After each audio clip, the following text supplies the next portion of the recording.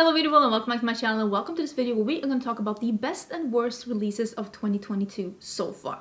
I do a monthly haul on my channel and then I do a monthly ranking on my channel, and I'm here to review stuff for you, letting you know which things are worth picking up, letting you know what things are worth staying on the shelf, just trying to help you in your buying decisions if you're looking for whether you're looking for eyeshadows, foundations, hair products, whatever. I'm just trying to be here to help. So this is going to be me letting you know which things I've found this year so far that I have been the most in love with or the least in love with. And if you haven't been here before, hello, my name is Angie. I am such a lover of beauty makeup. Like I said, I am here to review stuff because I love makeup, because I love beauty, I love what I do. And if you want to see some more makeup and beauty on the timeline, do not forget to subscribe because I upload 5 videos a week. I did film this look that I am wearing right now. I'm not 100% sure if it is live or not because I am pre-filming a little bit. I'm not even sure if this is announced.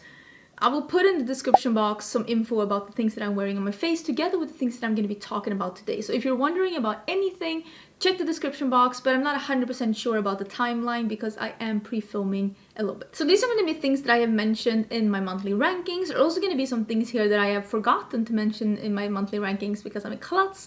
And there's also going to be a couple of things here that I haven't mentioned as I'm filming this in my monthly rankings yet. This is just me letting you know about like how I do when I review stuff and how I decided about these things. Of course, this is going to be based on quality and it's also going to be based on my preferences. Like, what do I like? What am I the most likely to keep reaching for and to keep using and recommending?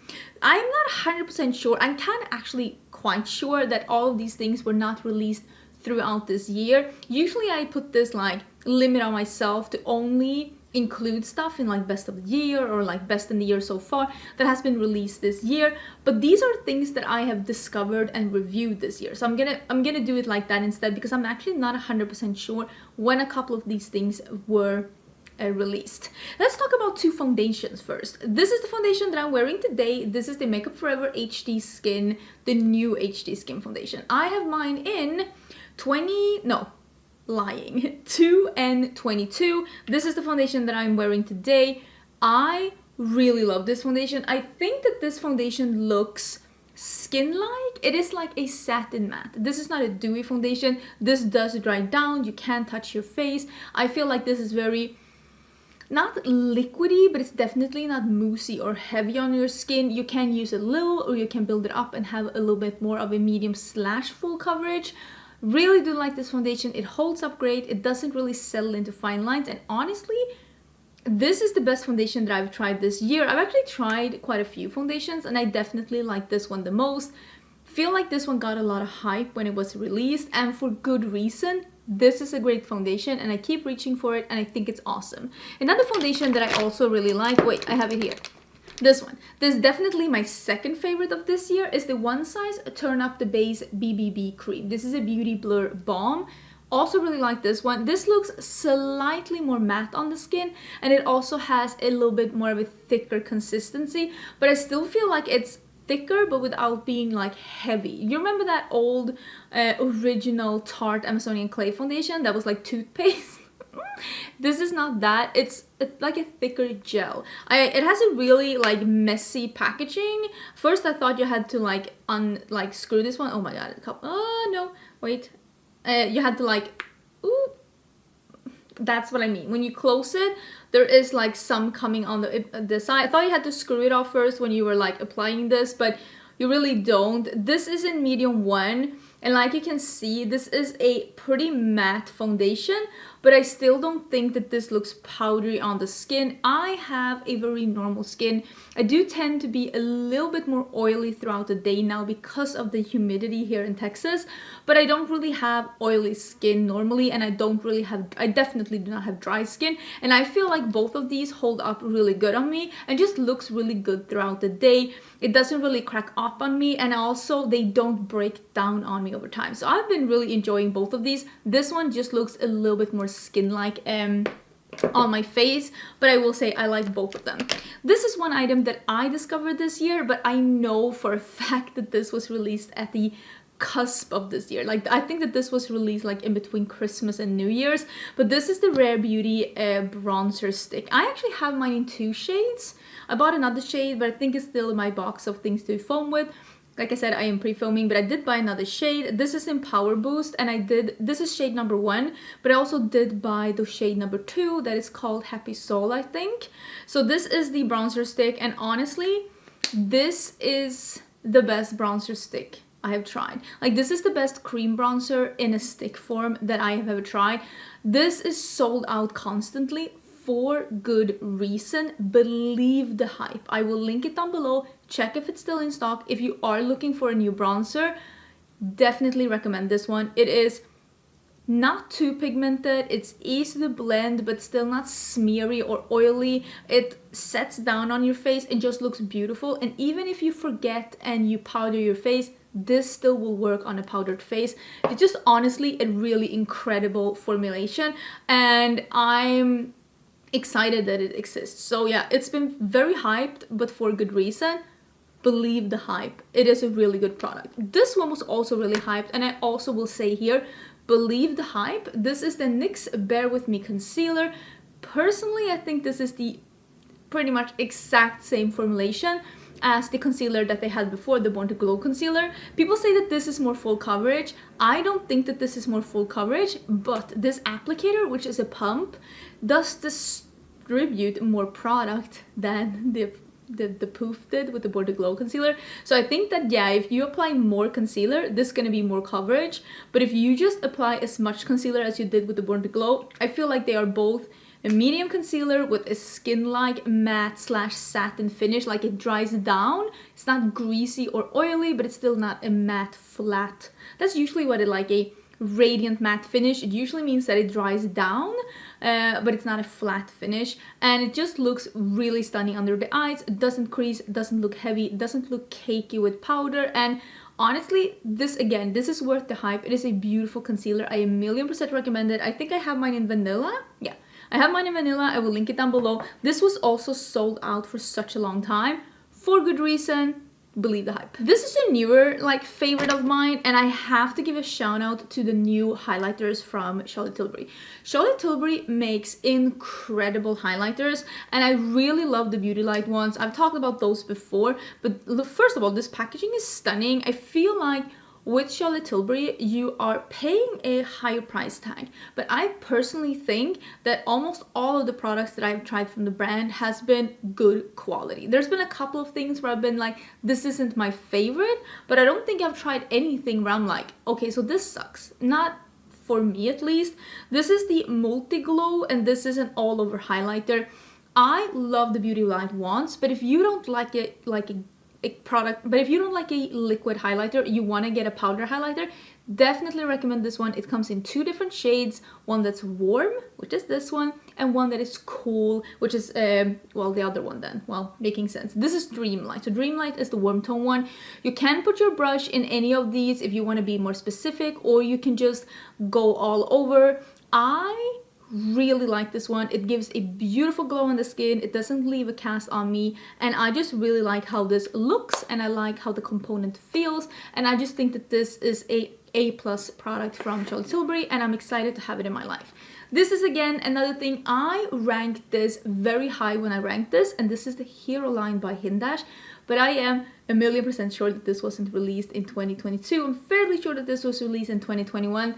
But I tried it in 2022, and let me tell you, it is absolutely beautiful. It is the best liquid liner that I have ever tried. The packaging is stunning, very luxurious, and this is just very like opaque and easy to work with, but it doesn't bleed. It is not overly pigmented to the point where if you leave the tip on your eye, it's gonna start bleeding, and it is just really easy to work with, and it has a brush tip applicator, and it's just the perfect amount of pigmented. It doesn't bleed, it's not too liquidy, and it's just very easy to be precise with it. And I honestly think that if you were looking to invest in like the one liquid liner, really think that this is a good product. It is available both at Cult Beauty and at Beautylish. I will link it down below, but yeah, Really recommend this one.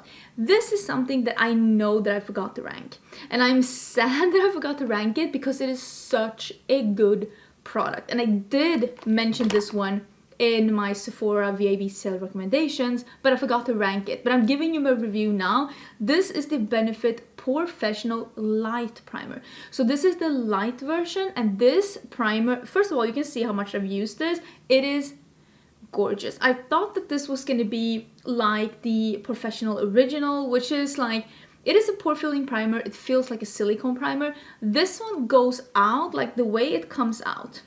The way it comes out is like one of those silicone primers. It looks like one of those silicone primers, but the way that this goes on and the way that this feels is just totally different. It almost feels like a cooling water cream. It smells just very faint and very fresh, and it just blurs the skin and fills in pores a little bit. It's not like a wow product. It's not gonna make you have Barbie skin, but it does blur a bit and it does hydrate a bit. And it's just, like it says, a very light product. And for me, this has looked good under any foundation that I've used. And the feeling putting it on the skin is just a wonderful, wonderful feeling. So really recommend this one if you're in the market for a new primer. I think that this is a really nice one. And just the feeling of wearing it on my skin, it just is a beautiful product, honestly. Okay, I also have some of the worst products this year. Did I mention that in the beginning? I don't know, but I have 3 products that honestly is so bad that I want to talk about how disappointed I am about them. I'm putting that at the end. Hopefully I put that in the title as well. Sometimes I confuse myself. Again, I don't think that this was released this year, but I tried the Patrick Ta Lamination Gel this year, and I ranked this as #1 that month when I was reviewing the products, and honestly, this changed my brow game. It is what I have in my brows today. It is the best brow gel I have ever tried. Again, believe the hype. Some items are hyped for a good reason. Some items, like one I'm going to talk about in a bit, is definitely not worth the hype, but this one is worth the hype.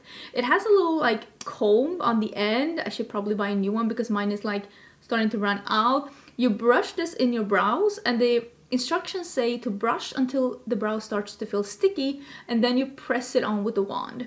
Honestly, this one really makes you can put your brow hairs anywhere you want, and they will stay for the entire day. This is truly a I get to decide brow gel. My brows don't get to decide, I get to decide, and I decide for the entirety of the day. Honestly, the best brow gel I have tried. Well worth the hype. Really, really like this one. Like I said, it's what I have in my brows today.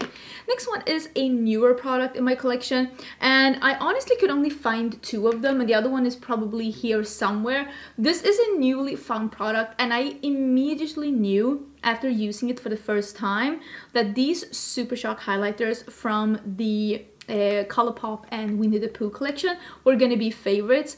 These are a wearable yellow. They are golden, but not too golden. They're more like a vanilla yellow, and there's also one that is a mid-tone, and then it's this one that's deeper, and this one is like a deeper honey shade. These are just the most incredibly wearable yellow highlighters I've ever seen. Remember when Fenty Trophy Wife came? This is what Fenty Trophy Wife was hoping to be, because that was honestly not a very wearable yellow highlighters on most skin tones, but this one comes in 3 different shades. Like I said, I'm pretty sure that this one is the lightest one and this one is the darkest one, and there's one in between as well. Super Shock highlighters are like probably my favorite formula in the entire world, and to have them in these like wearable yellow shades, I cannot recommend them enough. If you are looking for a highlighter but you don't want to do the blue or the mint, but you still want to do something that's a little bit different, I definitely recommend one of these highlighters. I mean, depending on your skin tone, of course. Like I said, there are 3 different shades, but yeah, really pretty. I've been using them a lot like a lot since I reviewed this, because they're just honestly beautiful. And I can already tell that these are going to be favorite over a longer period of time because they are wearable but still unique.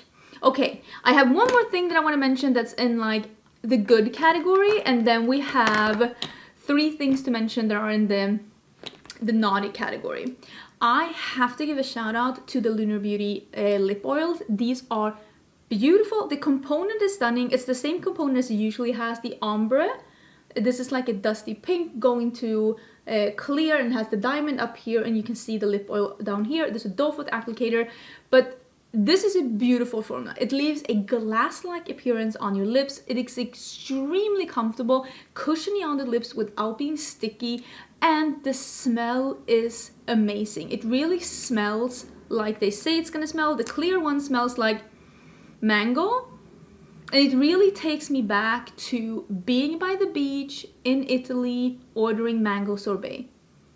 Absolutely stunning. I would say all of these shades are fairly clear. It's not that much of a difference on the lips, and especially if you have some pigment in your own lips, they're all gonna look fairly clear. This one is a light pink, it's a peach one, and it just smells like peach candy. There's also one that is a little bit more of a reddish pink, which is a watermelon one. Smells like watermelon candy. Absolutely delicious. That is in my purse. And that's how you know. That's how you know that you really love a lip formula, when it starts living in your purse. Absolutely stunning, stunning formula. I think he really killed it with this formula, and I cannot wait for the future to see more shades and to see more scents, because this is a home run. Okay, let's talk about 3 products that I do not think are worth it. 3 products that I've tried this year that I specifically thought of when I was thinking of the worst releases of this year so far. And the first one is the All Amethyst palette by Colourpop. And I think for me, the biggest reason why this is in the disappointing category is because I think they had some kind of an inconsistency problem with this palette. Mine is so hard pressed that it is impossible. For example, this shade, it is impossible to pick that up either with a brush or a finger. It is so hard pressed, it might as well have just been painted plastic. And I've seen other people have this palette that really enjoy it, and I can see them live swatch the palette, and I can see that it's super pigmented. So something with this palette, they probably had some kind of pressing problem or some kind of inconsistency problem, because for me this palette is just a meh. And I've tried quite a few Colourpop palettes since then that I've really enjoyed the quality, like the Limelight palette, the Avatar The Last Airbender palette, the Star Wars palette, the Darth Vader palette, like really good quality Colourpop palettes. This one just wasn't it, and it's a little bit disappointing because I kind of like the color story, I like the packaging, and it's like, it's just a little sad that mine turned out to be a total dud. The next thing I'm gonna mention, and this is one of the worst makeup products I've ever tried, and this is one of those do not believe the hype. Every time I see a TikTok or a reel with someone trying to say that this is the same as Charlotte Tilbury's like highlight wands, I visibly cringe, like, because honestly, this is such a bad product. This just turns into a blotchy, glittery, unblendable patch of nonsense on your cheeks. It is not a highlighter. It is just, it's nonsense. It's nonsense. It is not a good formula. It doesn't work with a brush, with your finger. It doesn't work even with a divine intervention. This is just a really bad formula. And the audacity to compare this to the Beauty Light wands, that is honestly such an effortless, beautiful, just truly wonderful highlighting formula. It is absolutely crazy. I don't believe how you with a good conscience could use one on one cheek and one on the other and say that they're dupes. They're not dupes. The only thing that's a dupe is this, but the problem is that this one is hard as a rock. You might as well just be blending with a pebble. This is just a poor excuse for a dupe that is just a dupe. It was never a dupe except in theoretical concept. This is not a dupe. Save your money. Do not buy this one. The next one I want to mention, and we cannot do this video without mentioning the concealer of doom. This is the Jaclyn Cosmetics concealer. I have mine in light peach. Do have a video where I'm doing a first impression of this one, and also the skin tint, which I actually really enjoy. I think that's a really beautiful skin tint. This one though, absolutely the fluff knot. This dries down like cement. It dries down in a way where you can visibly see the line where you were trying to blend the concealer. I've tried to use this with a brush as well and not use the doe foot.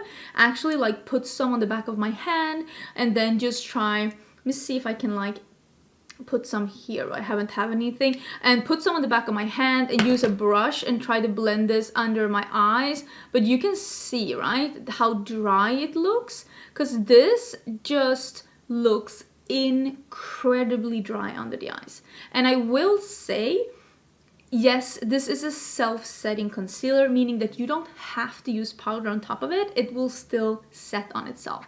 But for that reason, you do need a minimal amount of creases or wrinkles under your eyes. If you have texture on your eyes like I do, listen, I'm 38, I have a lot of texture in my under eyes. This one just emphasizes all of that texture and it ages me. I go from 38 to 138 in just 5 seconds, and that's like the time travel that nobody wants to be a part of. So for me, this concealer has quickly become a cut crease concealer because it works beautifully for cut creases because it doesn't crease, but under the eyes, absolutely not. I will also say, because it is full coverage, it is matte and it's self-setting, if you get a color that's your skin color, and this obviously is a bit lighter because I was hoping to have it under your eyes, if you get this in your skin color, I think this would be an amazing like spot concealer. I think this would be an amazing spot concealer. It's just too heavy and too dry under my pretty textured under eyes. And those are the products. Let me know, do you have any favorites or fails so far from 2022? I usually do this at like the half of the year, like June, July, but I thought we'd do it like a third in, just trying to see if we can get some of these things out, because I want to let you know which things have been the best so far and which things to avoid. I hope you enjoyed the video. Let me know your favorites down below. Don't forget to subscribe, and I will see you again tomorrow in a new video. Bye!